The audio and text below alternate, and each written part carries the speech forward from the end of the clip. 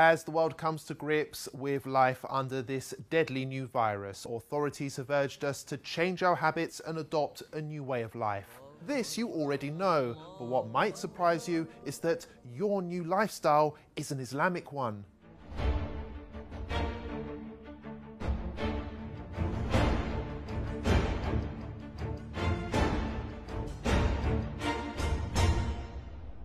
All Muslims believe that the Quran is both a holy text and a guide on how to live a healthy and productive life.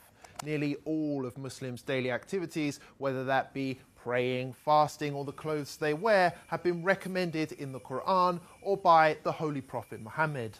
And for years, many of these practices have been ridiculed by non-Muslims who accuse them of being backwards, weird, or straight up offensive. But now, whether you like it or not, we all have to behave like a Muslim. For starters, pubs, clubs and casinos have all been closed. In some cases, medical experts urged for a complete halt on alcohol consumption because it makes the virus worse, prompting some countries to ban its sale outright. People are prioritizing hygiene and washing more regularly throughout the day, just as Muslims wash before their 5 daily prayers. It's even become socially acceptable not to shake hands, a typical Muslim practice between men and women, which was often branded insulting in Western culture.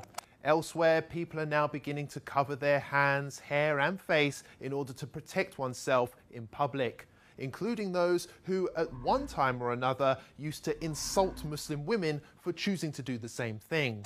If there wasn't you can use a scarf. A scarf is, a lot of people have scarves, and you can use a scarf. Scarf would be very good. And my feeling is if people want to do it, there's certainly no harm to it.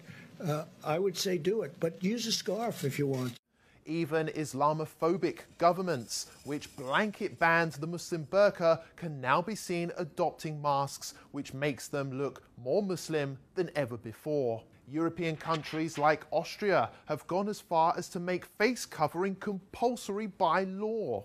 And the face veil, covering, has turned out to be so beneficial that London aims to make it compulsory for all in shops and on public transport going forward. And there's more. On the economic front, interest rates have been slashed to near 0% in some cases, which is exactly what Islam teaches. Muslim families also self-isolated naturally for prayers and fasting during Ramadan for an entire month, while non-Muslims massed on British beaches. Now, you may ask, what's the point in bringing this all up?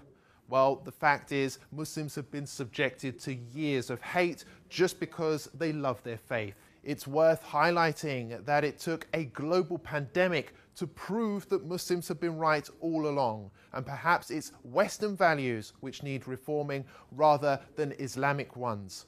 Remember that the next time you have something nasty to say about Islam.